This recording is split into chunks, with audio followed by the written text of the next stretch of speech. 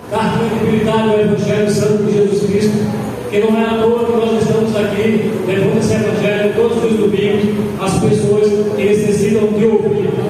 Você é bem-aventurado, porque a palavra diz que bem-aventurado é aquele que ouve e guarda a palavra desta profecia.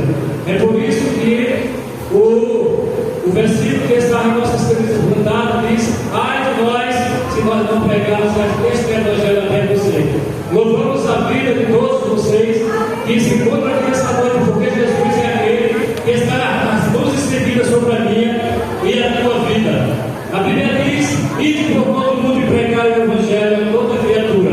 É por isso que nós levamos esse Evangelho a sério, porque Jesus um dia, ele morreu na cruz do Calvário, pela minha e pela tua vida. Eu bebia desse garrafa, desse mundo, aleluia, aí fora, como diz a palavra de Deus.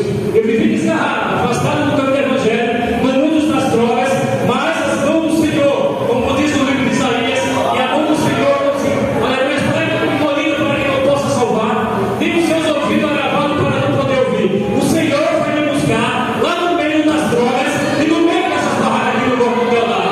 Jesus tem me dado vida e vida com abundância. E nessa noite, Jesus tão somente, Ele quer restaurar a tua família. Aleluia. Eu aperrei muito a minha esposa, ela canta aqui na campanha, aleluia, na comissão aqui em Glória do Teu Dado. Eu passei mais uns 10 anos afastado do caminho do Senhor, mas, como eu acabei de falar, que as mãos do Senhor não se encontram encolhidas, e sim estendidas sobre a minha e a tua vida. Jesus, Ele quer libertar a cada um familiar da tua casa.